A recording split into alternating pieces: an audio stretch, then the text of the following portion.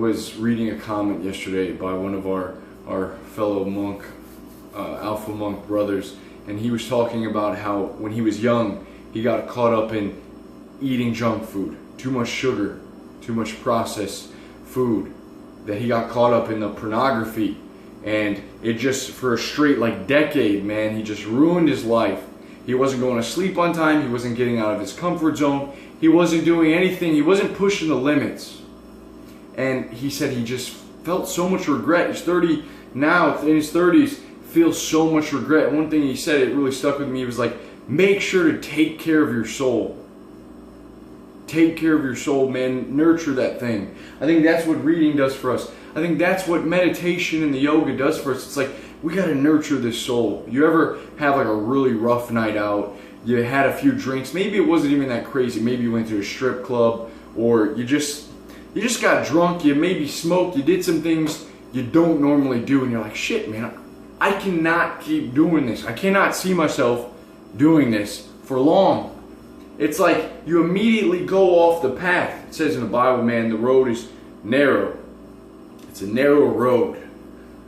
And wherever you go, if you believe in heaven, or if you believe in just heaven here on earth, of a place of peace and order, and being able to get a grasp on your life, that's heaven for me. I've grown up in being poor. I know there's much worse than me, extreme poverty, but being poor is not fun. Being poor, especially when you're on your own, makes you feel like you have no grip on life.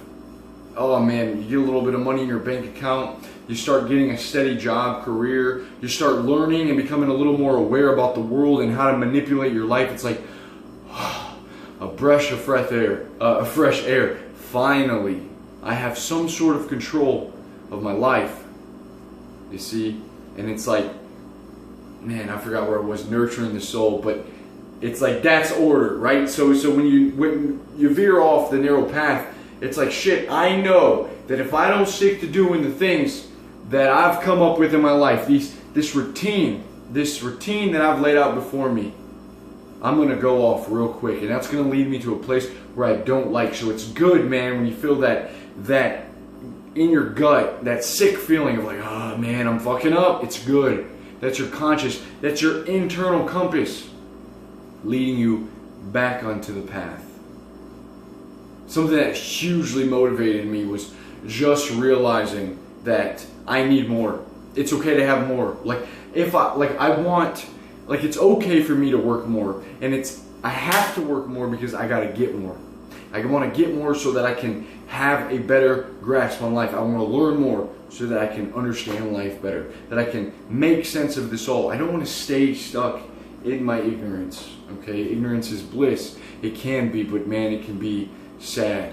Okay, so it's like, first, man, yeah, you need money. You need more money than you're making now. I need more money than I'm making now.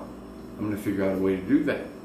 Right? You need more resources. I'm not saying to be happy, because I can be happy now. But I think that's where you need to start. Be real with yourself. Man, I want more. I want to change my life. So you take responsibility for your life. Nurture your soul. Stay on the right path. Listen to the internal compass when it tells you you're getting off the path. A couple books I want to go over with you. I'm revisiting The Fall. Let me see if I got any battery on here. The Fall by Albert Camus. This is a fantastic book. I've read it 2 or 3 times. Hard to understand at first. He has another one called The Stranger that's pretty popular. This is the second book, Jack Donovan, Becoming a Barbarian. The first one's called The Way of Men. That was a pretty awesome book.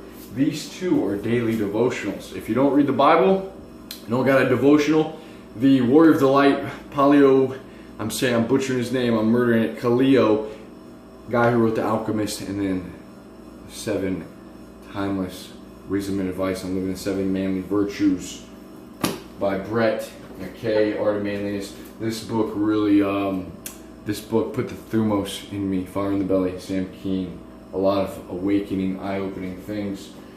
King, Warrior, Magician, Lover, one of Eliot's favorite books, really motivated him. I have never actually finished this. I'm about halfway through. Confusing. Talked about the archetypes.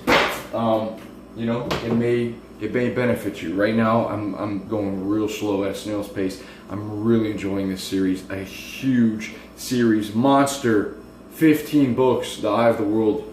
Robert Jordan, he actually died, I believe, when he finished book 12, and then another famous author took over. So it's just a story of like this group, a young man finding just, oh man, it's like Lord of the Rings, sort of, but I've heard it's different. Anyways, guys, I hope you're feeling strong. 6 days in. You know what's really cool? I love Spider-Man movies. The new Spider-Man's about to come out tomorrow. Actually, it's released tonight. I always get pumped. Always loved the Spider-Man with Tobey Maguire. That was like a badass movie. It got me so pumped. It gets me so pumped when I hear these movies, see them, because it's like, man, like that's the hero. The hero is just like you and me, man. He's the guy battling with his own demons. He's the one battling his own enemies and finding himself, and it's like, man, that's a powerful story. I've heard that Spider-Man's actually like a young teen. It's supposed to represent a young teen, and it's just that teenage years where you're super fucking horny, you're shooting all this spider web, it's like sperm, right, all over his room. It's like, you're what are you doing when you're 15, 16, so you're busting nuts everywhere. And anyway, have a great night, guys. I love you. Peace.